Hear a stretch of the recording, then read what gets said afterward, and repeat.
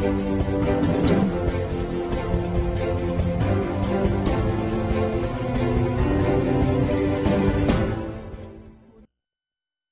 Chamber of Bulk Oil Distributors is warning of a possible fuel shortage hitting Ghana as a result of the cedi's depreciation. According to the Chamber, the depreciation of the country's currency has made it difficult to secure new credits from banks to fund its imports. Importers of the commodity say some banks have even cut credit lines to them. This is because most of the banks are not satisfied with the dollar rate government buys the product from distributors. Chief Executive of the Chamber, Senyo Hosi, told Joy Business this could result in serious shortages in petroleum products in the coming weeks. He adds the cedi volatility makes the prospect of funding BDCs a difficult task for creditors, especially when the forex rates are regulated by the governments. Meanwhile, the current total debt owed the Chamber of Bulk Oil Distributors by government has hit 2 billion Ghana cedis spanning from 2013, with importers of petroleum products in the country concerned that government could pursue a policy to compound the debt situation.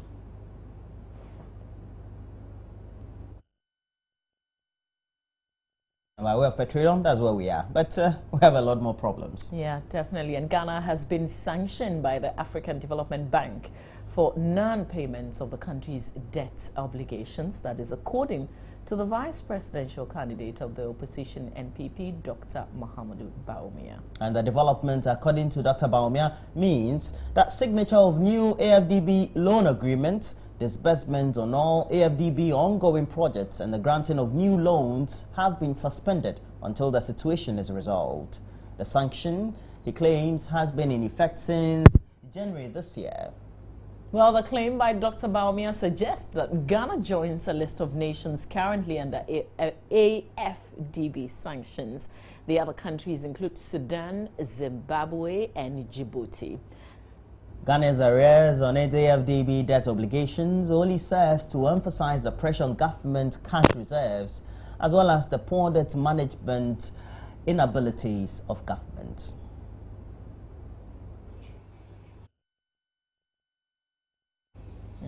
And you know very well that Dr. Bawumia is closer to the AFDB than any of us. Well, I can't imagine anybody who is closer. So when he says things, especially this one with regards to the AFDB, you've got to believe it. But we're just hoping it's not true. Sure.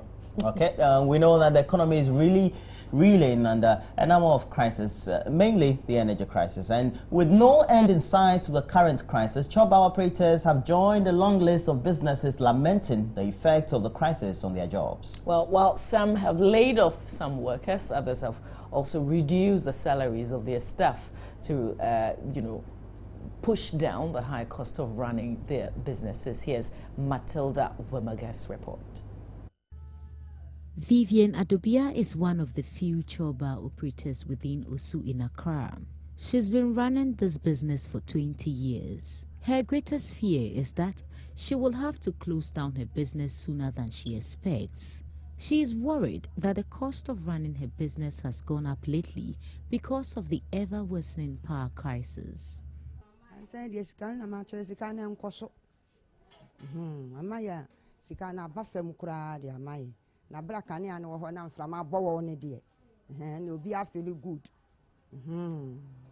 Business is not moving these days.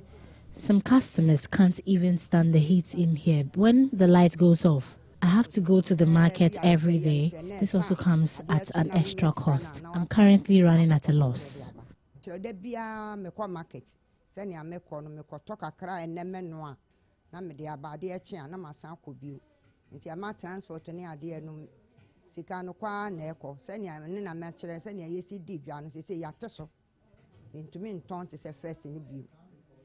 Madam Adobia has already laid off some workers in order to reduce the high cost of running her chopper. For those who remain, the uncertainty is too much to bear.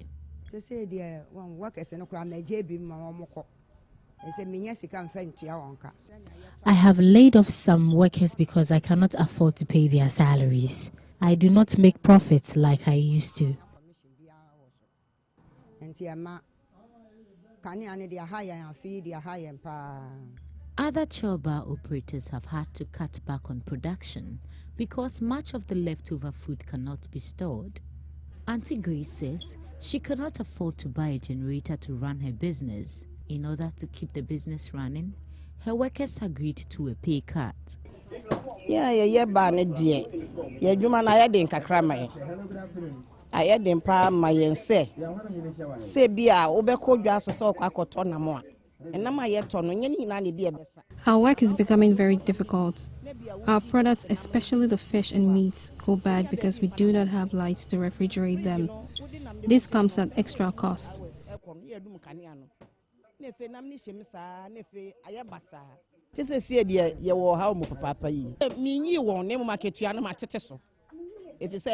We have lost several of our customers. The situation has even pushed me to reduce the salaries of my workers.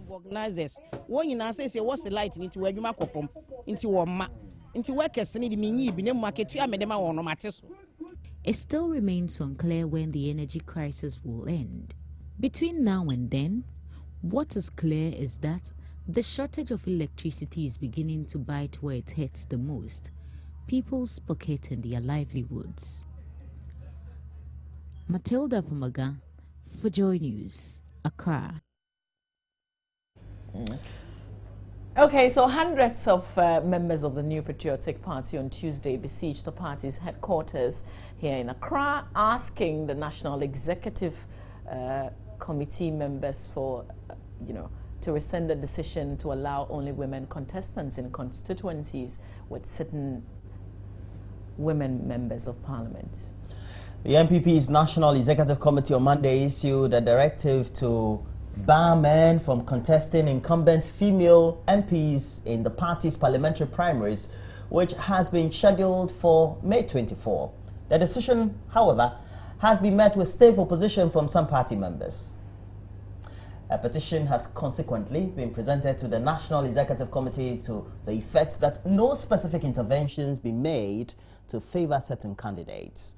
Meanwhile, the leadership of the party is calling for calm as it works towards addressing these concerns being raised by the teaming members of the party.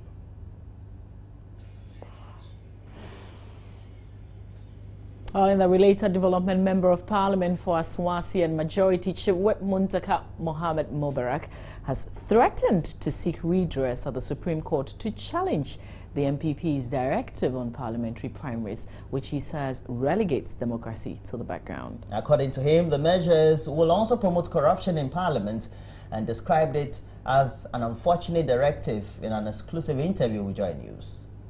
I will ask a lawyer if whether as a member of NDC, I may be, if I go to Supreme Court, I will be able to win such a thing. But we can't be doing this to our democracy. To the extent of segregating some constituencies that you have to be of certain tribe or certain group of persons before you can. I think this someone must challenge this at the Supreme Court, because I think strongly that it to be unconstitutional to be able to say that if you are not tall or you are not fair or you are not dark, you cannot contest this. I think it's most unfortunate. I mean, some of us then should begin to feel threatened, because if our parties should introduce this, and then I, from Asante region, born and bred there, but of northern background, you wake up and say that, oh, because you see your grandparents are not from this region, you can't stand.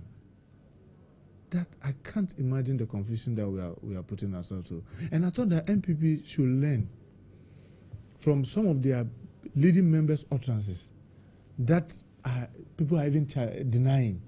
When you do this, you are indirectly confirming the suspicion.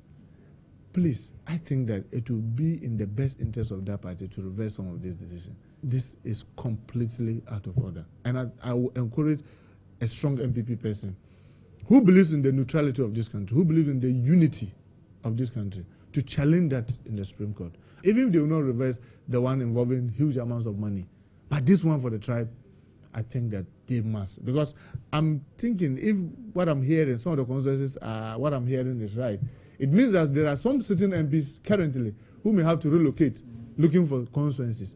What a sad situation. A further call for a reduction of fees charged to enable the youth and the poor participate in the country's democracy. If you are a fresh person who wants to contest in a constituency, who might have just finished school, or who might have just started working and maybe being the civil servants, or maybe being a teacher, or maybe being even a lawyer, a fresh, somebody who has just been working for the past 5 years. Let me even say 10 years. Will it be that easy to just raise 30,000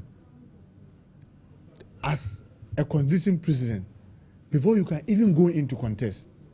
I think the young people in this country need to be very, very worried.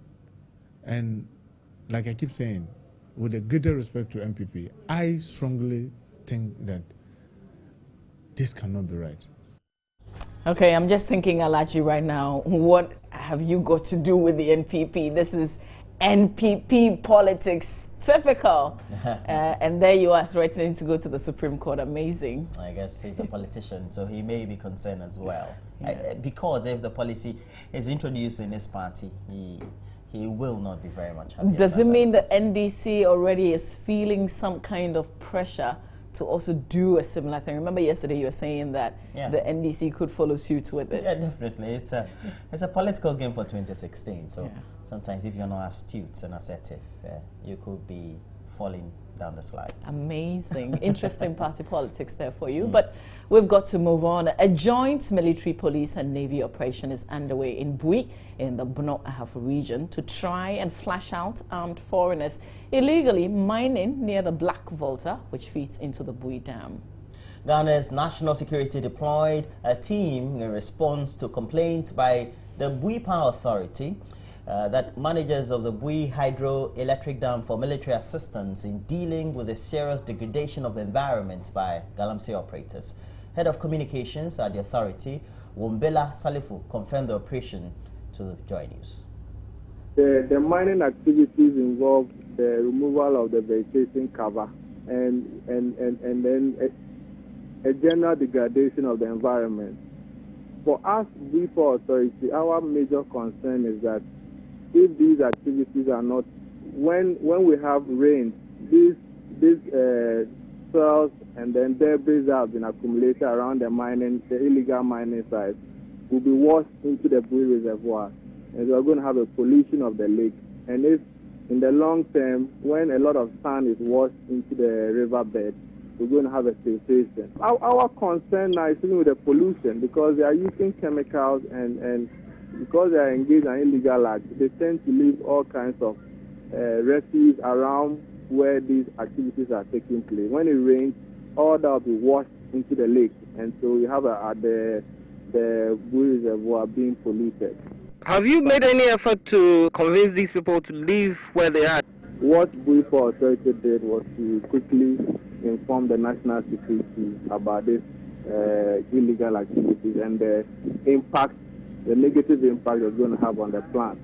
And so as I speak to you now, we have a team of military men who are on the ground to ensure that these illegal miners move away from the area.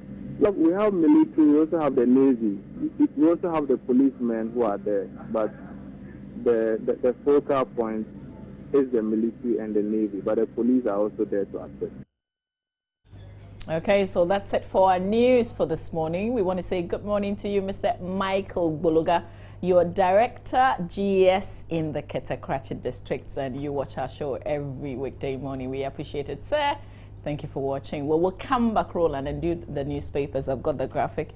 We have a lot more papers. We'll tell you what's making headlines in the newspapers up next here on the AM show. Just stay on. We'll be right back.